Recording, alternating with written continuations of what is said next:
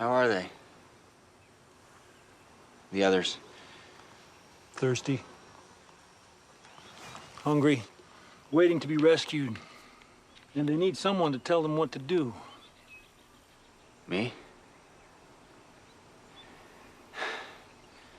I can't. Why can't you? Because I'm not a leader. And yet they all treat you like one. I don't know how to help them.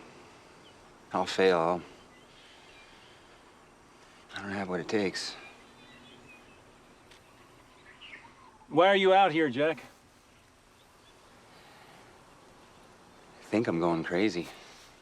Well, you're not going crazy. No? No, crazy people don't know they're going crazy. They think they're getting saner. So,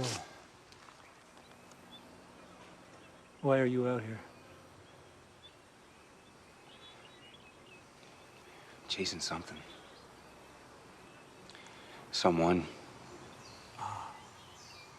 The White Rabbit. Alice in Wonderland. Yeah. Wonderland, because who I'm chasing, he's not there. But you see him? Yes. But he's not there. And if I came to you and said the same thing, then what would your explanation be as a doctor? I'd call it an hallucination. Result of dehydration, post-traumatic stress, not getting more than 2 hours of sleep a night for the past week, all the above. All right, then you're hallucinating.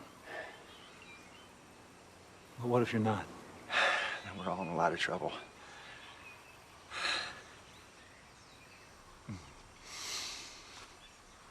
I'm an ordinary man, Jack. I eat meat and potatoes. I live in the real world.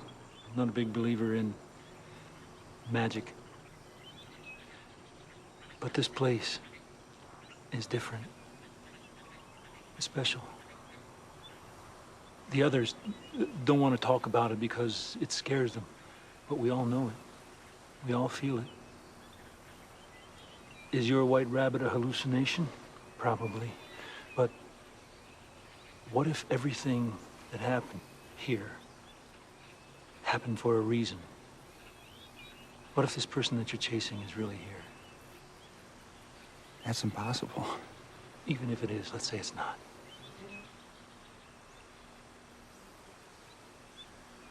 Then what happens when I catch him? I don't know. But I've looked into the eye of this island, and what I saw was beautiful.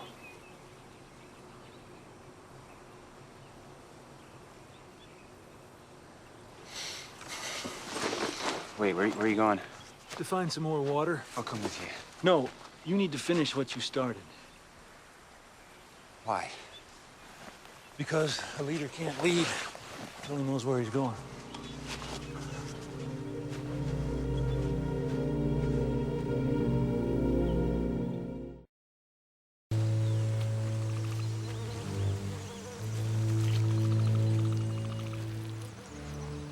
Something wrong, Charlie? Yeah. Jack. There's been an accident in the caves. Jack's trapped in a cave-in. Is anyone trying to get him out? Yeah, there's a bunch of people there now. And why aren't you with him?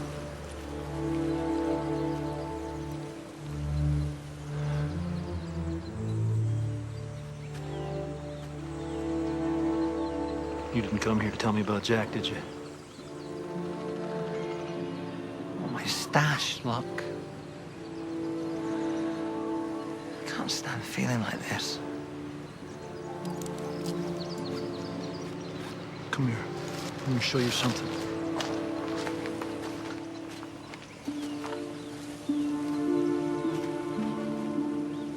What do you suppose is in that cocoon, Charlie? I don't know, a butterfly, I guess? No, it's much more beautiful than that. That's a moth cocoon. It's ironic, butterflies get all the attention, but moths, they spin silk. They're stronger, they're faster. That's wonderful, but You see this little hole? This moth's just about to emerge. It's in there right now, struggling. It's digging its way through the thick hide of the cocoon. Now, I could help it. Take my knife, Gently widen the opening, and the moth would be free. But it would be too weak to survive.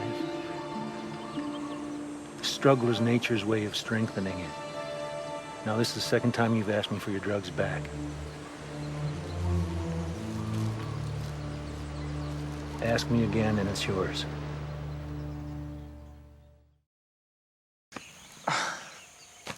So not to be too difficult, but we've been coming here for 2 days just staring at this thing. Not really sure what we're supposed to be doing. Ludovico Buonarroti. Michelangelo's father. He was a wealthy man, had no understanding of the divinity in his son, so he beat him. No child of his was going to use his hands for a living, so Michelangelo learned not to use his hands. Years later, a visiting prince came into Michelangelo's studio and found the master staring at a single 18-foot block of marble. Then he knew the rumors were true that Michelangelo had come in every day for the past 4 months, stared at the marble, then gone home for his supper. So the prince asked the obvious, "What are you doing?" And Michelangelo turned around and looked at him and whispered, "Sto lavorando. I'm working."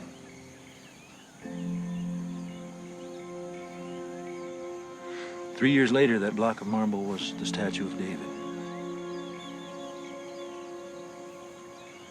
We're not gonna stare at this thing for 4 months, are we? How are we gonna open it? Well, that's what we have to figure out. That's why we're sitting here.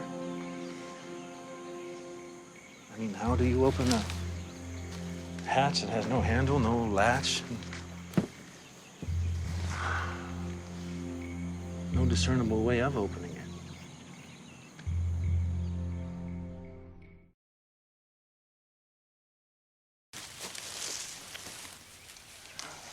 Morning.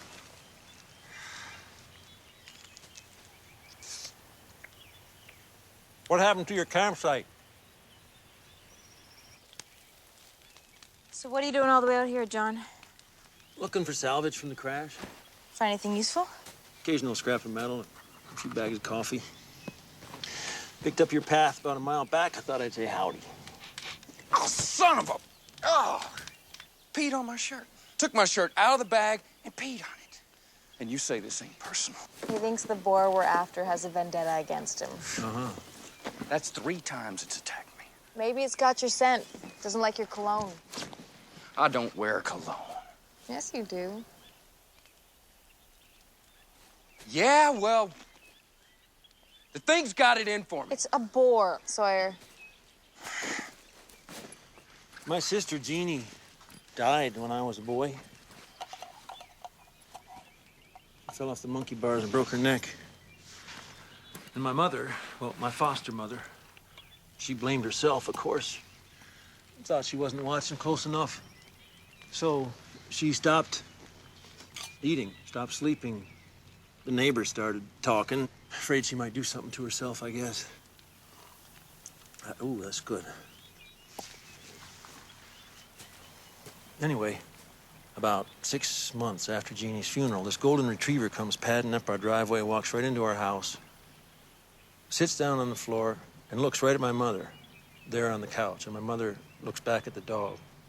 After about a minute of this, them both staring at each other like that, my mother bursts into tears. Beautiful dog. No tags, no collar, healthy and sweet. Dog slept in Jeannie's old room on Jeannie's old bed and stayed with us until my mother passed 5 years later. Then disappeared back to